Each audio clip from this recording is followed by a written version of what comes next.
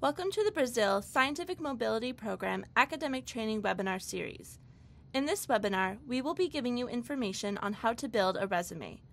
Also, please check out the academic training info sheets about resumes. They are available in the document library of the IIE Academic Training site. In addition to these webinars and info sheets, you should also visit your host institution's Career Center. They can help you with additional resume tips, review your resume, and offer advice on how to improve your resume. Now let's get started. In the U.S., a resume is only one page. It lists coursework, skills, and experience that is relevant to the position for which you are applying, and it is formatted in a professional and consistent way.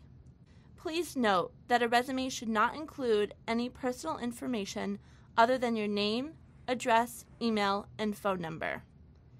You should also not include an objective or goal on your resume. Now we are going to go over formatting your resume. This includes the font, margins, and spacing. For your resume, you should use black font color. You should use size 10 to 12 point times New Roman font. The margin should be 0.5 to 1 inch on all sides. You should use bold, italics, and standard font to distinguish certain parts of your resume. And you should make sure to have a space to separate each section of your resume to make them stand out. In no instance should your resume go over one page. If you can't fit everything on one page, make an appointment with someone at your U.S. institution's Career Services office to get advice on how to make it one page. However, there are several different ways to write resumes, and if your Career Services office suggests some details that we didn't include in this webinar, but they seem better to you, feel free to use those if they feel more comfortable. But please, do not do things or add things to your resume that aren't recommended by us or by your Career Services office. In the U.S., a GPA is calculated on a 4.0 scale. You will need to convert your Brazilian GPA to the U.S. 4.0 scale. The link shared on this page will take you to a site that can help you do this. However, since grading scales and expectations in Brazil are different from those in the U.S., if you use the website to convert your Brazilian grades to a U.S. GPA and find that it is below a 3.0, you should not include it. In the U.S., employers will view GPAs below a 3.0 as a red flag and will hold it against you. You want to use your resume to present yourself in the best light possible. Please note that if you find your converted GPA is low, it does not mean that you are a bad student. In the U.S., if a student fails a class, not only does it reflect poorly on the student, but it also reflects poorly on the professor. From my understanding, this is not the case in Brazil. So it is much more common for students to fail classes in Brazil, and it is not seen as a bad thing. However, from a U.S. perspective, failing is viewed negatively. So please use your judgment as to whether or not you want to include your converted GPA on your resume. Let me now show you real quick how the GPA calculator works. At the top, you will select your country, which is Brazil, and then you can choose the grading scale that your university uses. Enter the number of credits or hours for each class and your letter grade. If you need to add rows, you can do that here at the bottom. You can also delete rows. Once you enter all your grades, you can hit Calculate GPA. As you can see here, the cumulative GPA is a 2.58, so I'm going to choose not to include it on my resume. If you want, you can also choose to calculate your GPA yourself by using these instructions here at the bottom of the page. Also, once you receive your first semester grades from your host institution here in the U.S., you can once again use your judgment as to whether or not you want to include it on your resume. If you have any questions or concerns about whether or not to add your GPA, you can visit your Career Services office for guidance. Now we are going to walk through the important parts of a resume. Here is a resume that we created for a pretend Brazil Scientific Mobility student, Lucas Rocha. Please note that everything in this resume is completely fictitious, made up by IIE, and is only used for your educational purposes. First, at the top of the resume, you're going to want to put your contact information.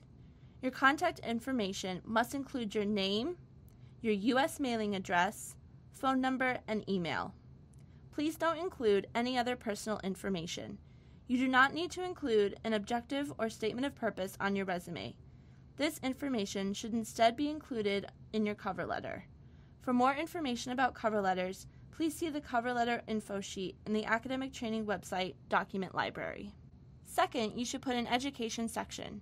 You should use a different line for both your Brazilian institution and U.S. host institution that you are currently attending for the Brazil Scientific Mobility Program.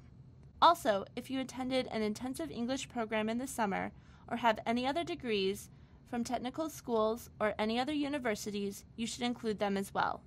You should not include your TOEFL scores on your resume, but if you want, you can include your level of English. In the education section, the first line should include your university or college name, city, and state on the left, and then your expected graduation date or the dates that you attended the school on the right. The second line should say something like non-degree international student in aerospace engineering or intensive English program, or just your degree, such as Bachelor of Science Aerospace Engineering on the left, and if you feel confident adding it, your converted GPA or your US GPA on the right. For your U.S. university, the third line should say something like Brazil Scientific Mobility Fully Funded Scholarship Recipient. And for your Brazil university, you can list your senior thesis or monografia or specialization if applicable. If this does not apply to you, feel free to leave the third line blank. Third is a relevant coursework section. You should list present courses that relate to the internship position 3 by 3. It should look like there's an invisible chart. This gives you the opportunity to list 3 to 9 courses that are relevant to your internship position. You can list courses that you are currently taking in the U.S. and courses that you have completed in Brazil. Do not feel like you need to add courses. This is the part of your resume that you should admit if other sections take up a lot of space and you are worried about fitting it all on one page. Also, you should not list courses that are not relevant to the internship position. If you took elective courses, such as ceramics or horseback riding or dance lessons, you should not include these on your resume if you're applying for an aerospace engineering internship. Fourth, you should make a skills section. This section is extremely important in the STEM fields. Make sure that you include it on your resume. Skills should be grouped by categories. These categories can include programming, lab, computer, languages, etc. You should list your skills across the page. You should not include personality traits in your skills section. Personality traits like good leadership, communication, teamwork, or management skills should be explained in your cover letters. When including your languages, make sure to put your native language of Portuguese first, followed by advanced English, and then any other additional languages. Fifth, you can include a projects or research section. This section is not required, but if you have worked on projects in your field of study, you may want to include them. You can also include any lab or research work that you have done that is relevant to your major here. Also, if you are currently working on a project at your U.S. university, feel free to include it in this section as well.